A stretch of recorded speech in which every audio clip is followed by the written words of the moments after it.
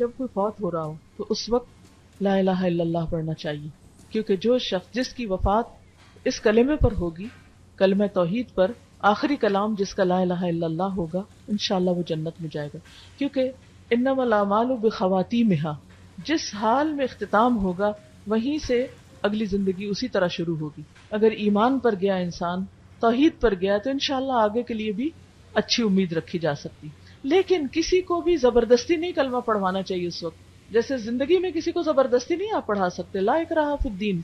کسی کو آپ اس طرح نہیں جبر سے کنورٹ کریں گے کہ نہیں تم لازم مسلمان ہو جاؤ، لیکن ورنہ تمہارے سر پہ میں یعنی تمہارا سر اڑا دوں گا، یہ اسلام کی تعلیم نہیں ہے۔ تو اسی طرح موت کے وقت بھی کسی کو زبردستی نہیں کرنی چاہیے، ہاں ساتھ ساتھ پڑھنا چاہیے، تلقین کرنی چاہیے، لیکن جبر نہیں کرنا چاہیے۔ اسی طرح موت کے وقت پیشانی پہ جو پسینہ آتا ہے یہ اچھے خاتمے کی علامت ہے۔ موت کی تکلیف برحق ہے۔ نبی صلی اللہ علیہ وسلم کی وفات کا جب وقت آیا تو حضرت عائشہ کہتی ہیں کہ آپ کی تکلیف دیکھ کر میں کبھی کسی کی تکلیف کو برا نہیں سمجھتی۔ مومن کے لیے وہ تکلیف اس کی اگلی پچھلی خطاؤں کا کفارہ ہو جاتی۔ اس وقت اگر آپ کسی کو نزا کے عالم میں دیکھیں کہ وہ تکلیف میں ہے، کوئی کومے میں ہے، اس کی سانس بہت مشکل سے آ رہی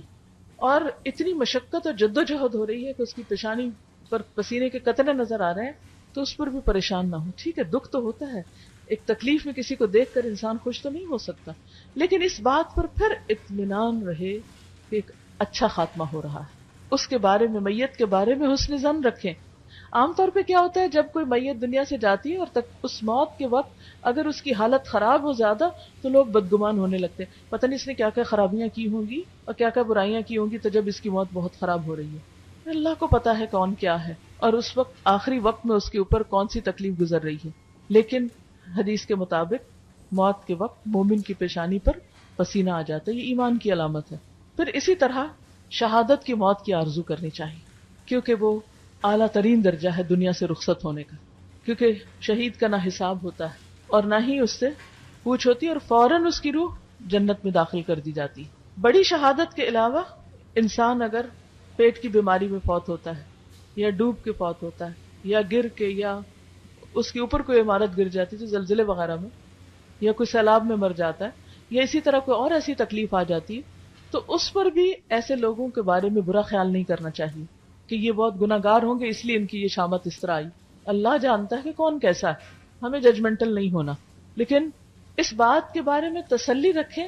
کہ انشاءاللہ ان کا انجام اچھا ہوگا، کیونکہ ایسے لوگوں کو شہید ہونے کی خوشخبری دی گئی۔ مثلا اگر پیٹ کی بیماری ہے، کسی کو پیٹ میں کینسر ہو جاتا ہے یا کوئی اور ایسی بیماری ہو جاتی ہے، اس وجہ سے وہ فوت ہو جاتا ہے، تو اس کے لیے بھی اچھے خاتمے کی علامت ہے یہ۔ اسی طرح باقی چیزیں جو ناگہانی آفات آتی ہیں اور اس میں لوگ چلے جاتے ہیں، تو ان کے بارے میں بھی حسن ظن رکھنا چاہیے۔ پھر اسی طرح حدیث میں یہ بھی آتا ہے